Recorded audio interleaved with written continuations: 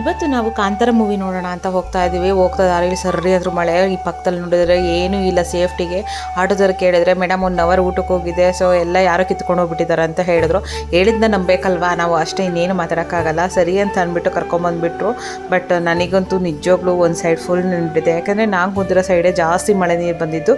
But ಆದರೂ ಕೂಡ ಅಲ್ಲೇನೋ ಒಂದು ಸೇಫ್ಟಿಗೆ ಒಂದು ಇಟ್ಕೊಂಡೆ ಚೀಲ. ಬಟ್ ನಮ್ಮ ಅಮ್ಮನ ಪಾಪ ಇದ್ದಿದ್ದರಿಂದ ಸ್ವಲ್ಪ ಅವಳಿಗೂ ಸೈಡಲ್ಲಿ ನೆನಿತ್ತು. ಬಟ್ ಓಕೆ, ಇನ್ನೇನು ಮಾಡೋದು, ಸ್ವೆಟ್ರ್ ಒಂದು ಬಿಚ್ಚಿದ್ರೆ ಅವಳಿಗೆ ಓಕೆ. ಮೇಲೆ ಕಾಲ ಹತ್ರ ಸ್ವಲ್ಪ ಹನಿ ಬಿದ್ದರೂ ಕೂಡ ಅದು ಇದಾಗ್ಬಿಡುತ್ತಲ್ವ, ಹಾಗಾಗಿ.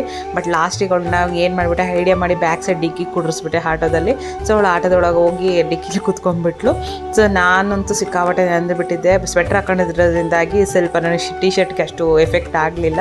ಸೊ ಅಪ್ಪು ಓಕೆ, ಅಪ್ಪುದೇನು ಪ್ರಾಬ್ಲಮ್ ಇರಲಿಲ್ಲ. ಸೊ ಅವನ್ನ ಕರೆಕ್ಟಾಗಿ ಸೆಂಟ್ರಲ್ಲಿ ಕೂರಿಸ್ಕೊಂಡಿದ್ದರಿಂದ ಹಂಸಂಗೂ ನನಗೆ ಮಾತ್ರ ಸಿಕ್ಕಾಪಟ್ಟೆ ನೆಂದ್ಬಿಟ್ಟು. ಲಾಸ್ಟಿಗೆ ಹೋಗ್ತಾ ಹೋಗ್ತಾ ಅವ್ರ ಅಪ್ಪನೂ ಕೊಂಡು ತುಂಬ ನೆಂದ್ಬಿಟ್ಟು.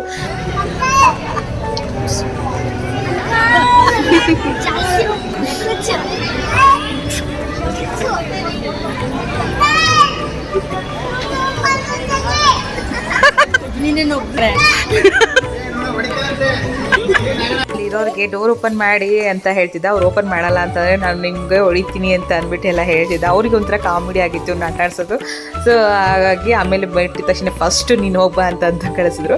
ಆಮೇಲೆ ಬಂದು ನೋಡಿ ಎಲ್ಲರೂ ಬಂದು ಆರಾಮಾಗಿ ಕೂತ್ಕೊತಾ ಇದ್ದೀವಿ. ಇನ್ನೊಂದು ಬೆಸ್ಟ್ ಏನಂದರೆ ನಮಗೆ ಎಲ್ಲಿ AC ಇರುತ್ತೋ, ಫ್ಯಾನ್ ಇದಾಗಿರುತ್ತೋ ಅಂದ್ಕೊಂಡು. ಬಟ್ ನಿಜಕ್ಕೂ ಫ್ಯಾನು ಎಲ್ಲ ಆಫ್ ಮಾಡಿಬಿಟ್ಟಿದ್ರು. ಒಂಥರ ಬೆಚ್ಚಿಗೆ ಕೂತ್ಕೊಂಡ್ಬಿಟ್ಟಿದ್ವು ಆರಾಮಾಗಿ, ಏನೂ ಫೀಲೇ ಆಗಲಿಲ್ಲ ಚಳಿ ಅನ್ನೋದು. ಸೊ ನಾವು ಕೂಡ ಮೂವಿ ನೋಡೋದಕ್ಕೋಸ್ಕರ ಬಂದಿರೋದಕ್ಕೆ ಒಳ್ಳೆ ತುಂಬ ಖುಷಿ ಆಗ್ತಾಯಿತ್ತು.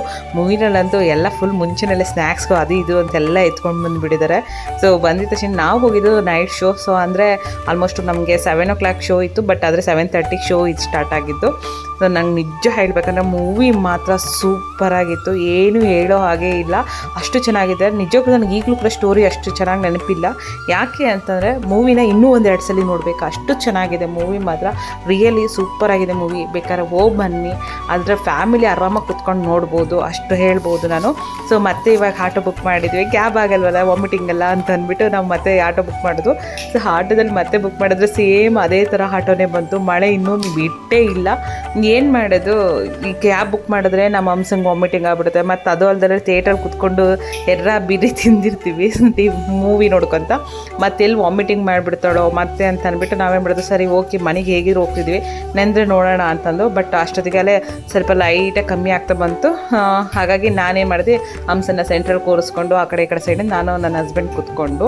ಸೊ ಇಷ್ಟೇ ಇವತ್ತಿನ ವ್ಲಾಗ್ ಆಗಿರುತ್ತೆ. ಅಪ್ಪು ಅಂತೂ ಫುಲ್ ಎಂಜಾಯ್ ಮಾಡ್ದೆ. ನಿಜಕ್ಕೂ ಅಪ್ಪು ಹೆದ್ರುಕೊಂತಾನೆ ಅಂದ್ಕೊಂಡೆ, ಬಟ್ ಅವನೇನು ಹೆದ್ರುಕೊಂಡಿಲ್ಲ. ಆರಾಮಾಗಿ ಮೂವಿ ನೋಡ್ಕೊಂಡು ಎಂಜಾಯ್ ಮಾಡ್ಕೊಂಡು ಬಂದು. Thank you.